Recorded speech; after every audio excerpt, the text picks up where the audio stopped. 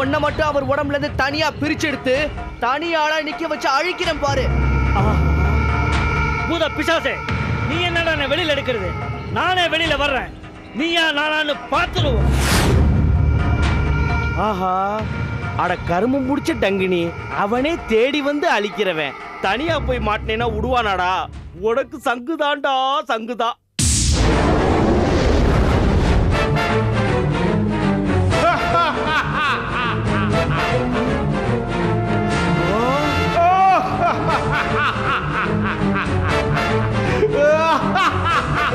இதுவா டங்கினி? இவ்வளவு பெரிய உருவத்தை எப்படி பாலு அப்பா உடம்புக்குள்ள புகுத்தினார் எஜமா? ஐயோ, என்ன பாக்குற? நான் தான் டங்கினி வந்திருக்கேன். என் உருவத்தை பார்த்துமா உனக்கு பயம் வரல? நான் விஸ்வரூபம் எடுத்தா அதுல 1000ல் 1 பங்கு தான்டா நீ இருப்ப. என்ன மிரட்டுற? இல்ல, மன்னிச்சிடுறேன். இவரை விட்டு நீ ஓடி போயிடு. ஏன் அசுக்கு புசுக்கு? நான் போக மாட்டேன். எங்க எஜமா சொல்லாம நான் எந்த வேலையும் செய்ய மாட்டேன். நான் போக மாட்டேன், போக முடியாது. போக மாட்ட? உன்னை இப்பவே நான் அழிக்கிறேன்டா. என்ன அழிக்கிறதும் வாழ வைக்கிறதும் எங்க எஜமா ஒருத்தரால தான் முடியும். உன்னால ஒன்னும் பண்ண முடியாது. பார்க்கலாமா? பார்க்கலாம்டா.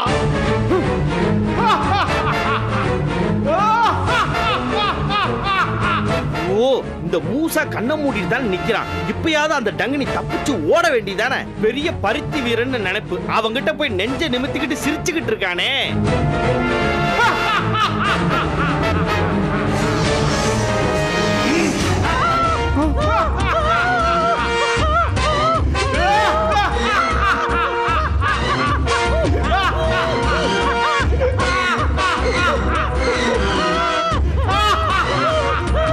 ஓஹோ, டங்கினியை யார் அடிச்சாலும் டங்கினி யார் உடம்புல இருக்கோ அவங்களுக்கு தான் வலிக்குமா?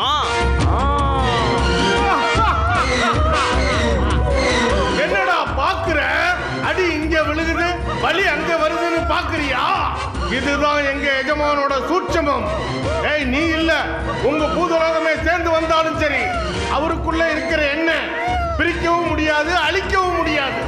எங்க எஜமா ஒருத்தரால தான் முடியும். ஏய் மூசா, நீ விட்ட ஏவல நீயே எடு.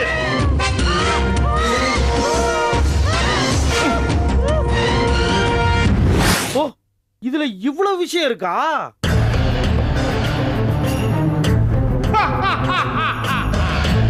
அது வரட்டுமா?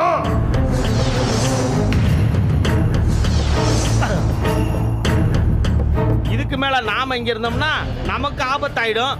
மண்டோரா, எஸ்கேப் ஆயிக்கடா.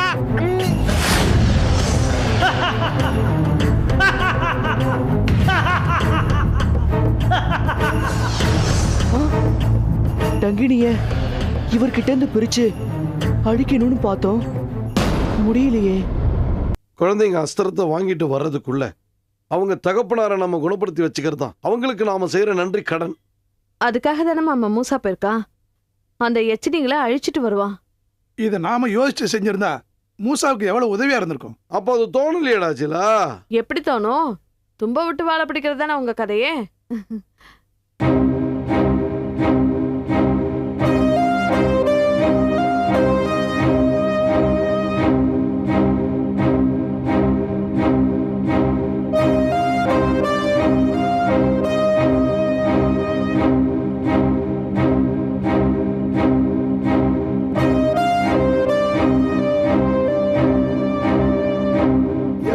சாதனை செஞ்சுட்டு வந்து மார் தட்டிக்காததான் என் மகனுடைய குணம். எச்சரிகளை அழிச்சிட்டு வந்து எதுவுமே நடக்காத மாதிரி அமைதியா உட்கார்ந்துருக்க பாருங்க.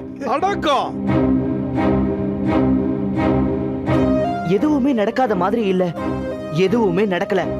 அதான் உண்மை.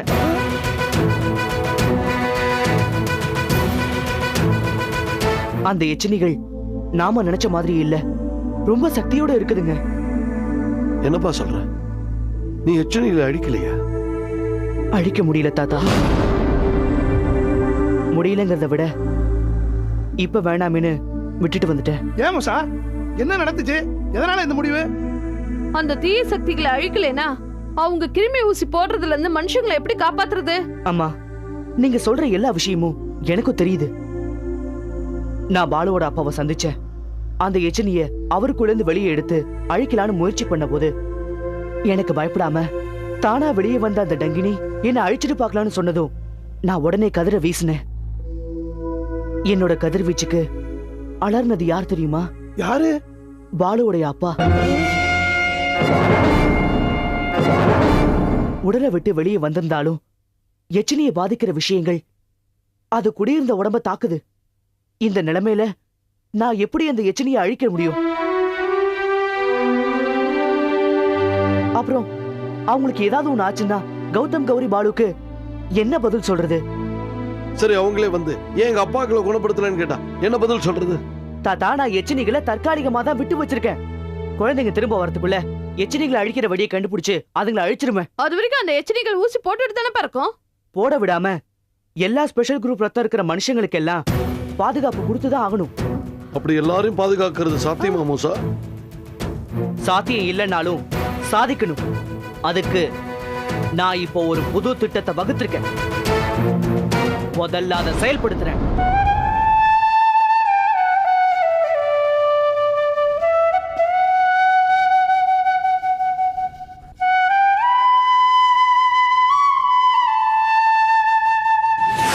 இல்லை பிரம்மதேவா, இதை விட பெரியதொரு அவமானத்தை யாராலும் நமக்கு ஏற்படுத்தி விட முடியாது.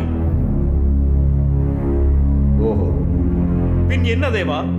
இத்தனை காலம் நடந்து வந்த இந்திர விழாவை நிறுத்தியதோடு மட்டுமல்லாமல் அந்த கௌரவத்தை ஒரு கல் மலைக்கு கொடுத்து விட்டானே. அந்த கிருஷ்ணன் சிறுவன் மட்டுமல்ல, துர்மதி படைத்தவனும் கூட. அப்படியானால் அந்த சிறுவனை தண்டிக்க வேண்டும் என்று சொல்கிறாயா இந்திரனே? இல்லை, அவன் தலைக்கணத்தை போக்க வேண்டும் என்கிறேன். இல்லையே, நாளையே நான் தான் சிருஷ்டிகர்த்தா, பிரம்மாவெல்லாம் சும்மா என்று சொன்னாலும் ஆச்சரியப்படுவதற்கில்லை. இனி யோசிக்க ஒன்றுமில்லை. நான் சொன்னபடிதான் நடக்கும். இதை நான் மட்டும் சொல்லவில்லை. வருணன், வாயு, அக்னி என யாரை கேட்டாலும் கிருஷ்ணன் கண்டிக்கப்பட வேண்டியவன் என்றுதான் சொல்வார்கள். அவன் எங்களை சொன்னது ஒரு பக்கம் இருந்தாலும் எங்களைப் போல தங்களையும் அவன் தாழ்த்தி பேசிவிடக் கூடாது என்பதே எங்கள் கவலை. அவனை என்னதான் செய்ய வேண்டும் என்பது உங்களின் நோக்கம்? அவன் பராமரிப்பில் உள்ள ஆவினங்களுக்கெல்லாம் அவனே காவலன் என வெளிப்படுத்தவே குன்றை குடையாக பிடித்துள்ளான். ஆனால் அவற்றிற்கான உண்மையான காவலர்கள் பிரம்மதேவரும் மற்ற தேவர்களும் தான் என்பதை அவன் உணரும்படியும் ஆயர்கள் அறியும்படியும் செய்தாக வேண்டும். அதனால் அந்த ஆவினங்களை எல்லாம் மாயையால் கவர்ந்து கொண்டு வந்து பிரம்ம கபால குகையில் சிறை வைக்க வேண்டும். ஆயர்கள் எல்லாம் கிருஷ்ணனை வேண்ட அவன் ஓடி வந்து தேவர்களிடம் மன்னிப்பு கேட்டு மன்றாட வேண்டும். சரி, அவ்விதமே செய்யுங்கள் இந்திரனே.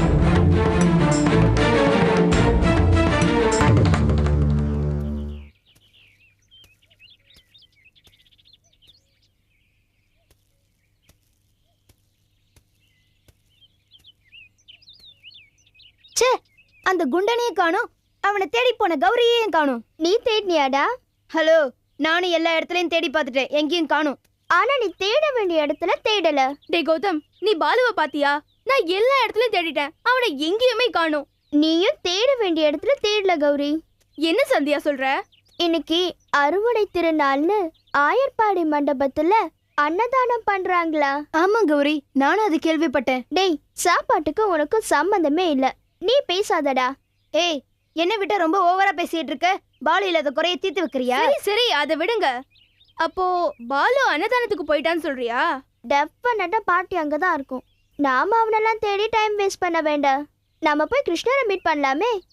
ஆமா, சந்தியா சொல்றதுதான் கரெக்ட். அவனை தேடி டைம் எல்லாம் வேஸ்ட் பண்ண வேணாம். நாம போய் கிருஷ்ணரை மீட் பண்ணலாம். வாங்க. வா.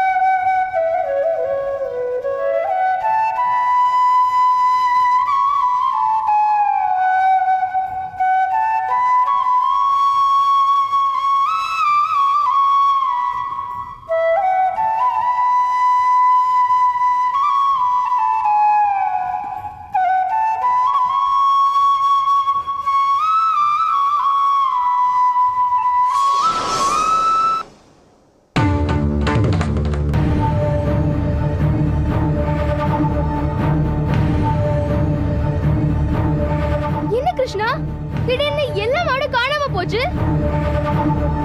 எப்படி கிருஷ்ணா, மாடுகள் எப்படி மாயமா மறையுது? ஆச்சரியமா இருக்கு. ஆச்சரியமா இருக்கா? எனக்கு ஒரே அதிர்ச்சியா இருக்கு. சொல்லு கிருஷ்ணா, மாடுகள் எங்க? என்ன கிருஷ்ணா பேசாம இருக்க? மாடுகள்லாம் எப்படி காணாம போச்சு? நீ மௌனமா இருக்கிறத பார்த்தா இது உனக்கு அதிர்ச்சியாவே இல்ல போல இருக்கே. ஆயர்பாடி மக்களின் பேச்சும் மூச்சும் ஜீவனும் இந்த மாடுகள் தான். அந்த மாடுகளை காணவில்லை என்றால் அவர்கள் உயிர் உடம்பில் தங்காது. இதை நன்றாக தெரிந்த எனக்கு மாடுகள் காணாமல் போனது எப்படி அதிர்ச்சி கொடுக்காமல் இருக்கும்? ஆனா மௌனமா இருக்கியே கிருஷ்ணா. இல்லை, யோசித்துக் கொண்டிருந்தேன். இருங்கள்.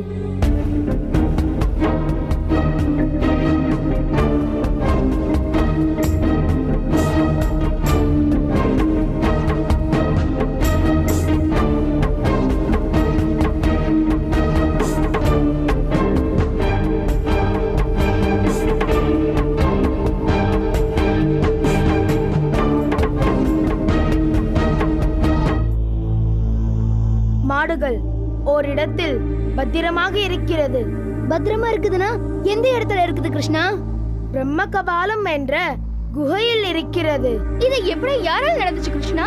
இந்திரன் செய்த மாயையால் நடந்தது. இந்திரன் மாயையாலையா? இந்திரன் ஏன் இப்படி செய்யணும் கிருஷ்ணா? இந்திர விழா எடுக்காத கோபம் அவருக்கு. என்ன கிருஷ்ணா சொல்ற? இது எல்லாமே இந்திரனோட வேலையா இருந்திருந்தா அவரால காணாம போன மாடுகள் இந்திரலோகம் தானே போயிருக்கணும். பிரம்ம கபால குகைக்கு போனது எப்படி? பிரம்மதேவரும் இதில் சம்பந்தப்பட்டிருப்பதால் மாடுகள் அவர் குகையான பிரம்ம கபால குகையில் சிறை வைக்கப்பட்டிருக்கிறது. அப்போ உன்னால மாடுகளை மீட்க முடியாதா? மீட்க வேண்டிய அவசியம் இல்லை. சிறிது நாட்களில் மாடுகள் தானாக வந்துவிடும். சரி கிருஷ்ணா, இப்போது ஆயர்களின் ஜீவனான மாடுகள் இல்லையே, எப்படி ஊருக்குள் போவது? ஆயர்கள் கேட்பார்களே, அவர்களுக்கு என்ன பதில் சொல்வது? எப்படி சமாளிப்பது? மாடுகள் இல்லாமல் போனால் தானே பிரச்சனை. மாடுகளோடு போவோம். எப்படி கிருஷ்ணா? மாடுகள் தான் இல்லையே. இப்பொழுது ஆவினங்கள் இங்கே இருக்கும், பாருங்கள்.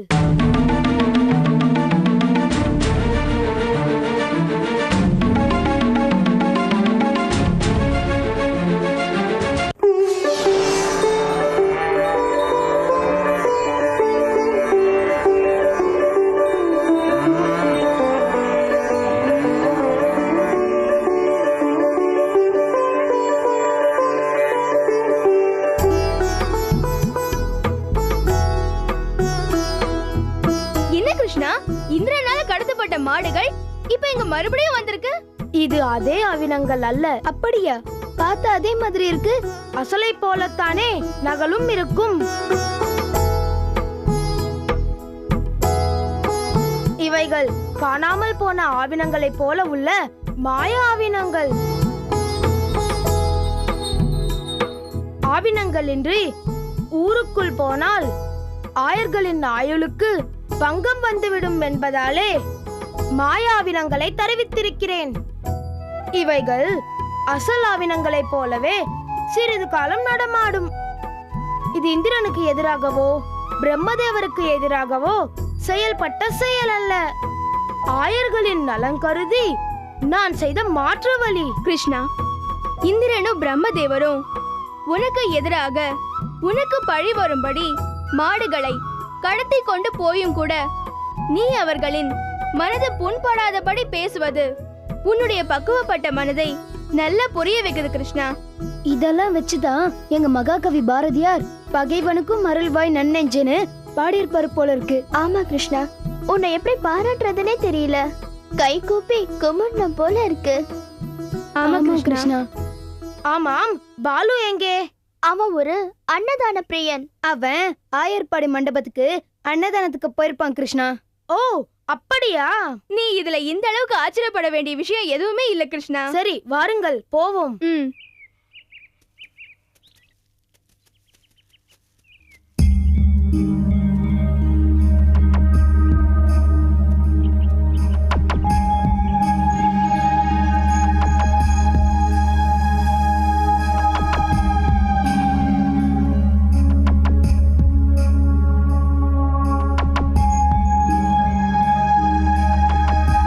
காலத்தை வென்று கானகத்துள் வாழும் காவிய சித்தர் பெருமானே, மீண்டும் மூசாவின் தாய் பூதராணி தங்களை காண வந்திருக்கிறேன். வாருங்கள், வந்து என் சந்தேகத்தை தீர்த்து வையுங்கள்.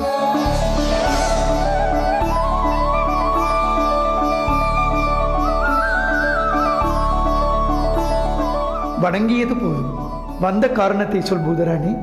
உனது ஐயப்பாடு என்ன? எல்லாம் என் தாய் பாசத்தின் வெளிப்பாடுதான் சித்தரே. அதற்கு கட்டுப்பட்டுத்தானே மூசாவை மாயப்பிடியிலிருந்து அவிழ்த்து விட போய் அசீம் அவனை கடத்தி கொண்டு சென்று விட்டான். அதற்குள்ளாகவா அந்த அல்லலை நீ மறந்து விட்டாய்? இன்னும் மறக்கவில்லை சித்தரே. மீண்டும் மூசாவை எந்த தீய சக்தியும் பிடிக்க கூடாது என்பதற்காகத்தான் தங்களை நாடி வந்தேன். புரியும்படியாக சொல். என் மகன் மூசாவை மறுபடியும் மாயை பிடிக்கும் என்று தெரிந்தோம். அதை பத்தி கொஞ்சமும் கவலைப்படாம, அதுல இருந்து தப்பிக்கிறத பத்தி யோசிக்காம, மத்தவங்களை காப்பாத்துறத பத்தியே கவலைப்பட்டு இருக்கான் சித்தரே. அது அவனது இயல்பு என்பதனை நாம் அறிந்தது தானே. எல்லாருக்கும் அவனோட இயல்பு இயல்பா இருக்கலாம். ஆனா பெத்தவ எனக்கு என் பிள்ளைக்கு வரப்போற ஆபத்து தெரிஞ்சிருந்தோம் எப்படி இயல்பா எடுத்துக்க முடியும்? பெத்த மனசுதான் ஏத்துக்குமா? தவிப்பது தாயின் குணம் என்பதை யானும் அறிவேன். அந்த தவிப்புலதான் நான் உங்களை பார்க்க வந்திருக்கேன். நான் என்ன செய்ய வேண்டும் சொல். என் மகன் மூசாவை மறுபடியும் மாயை பிடிக்காம இருக்க ஏதாவது வழி சொல்லுங்க சித்தரே. அசீம் மாதிரி சாயை நோக்கி தவம் இருந்து மாயை பிடிக்காம இருக்கிறதுக்கு வரம் வாங்கி தடுக்கலாமா?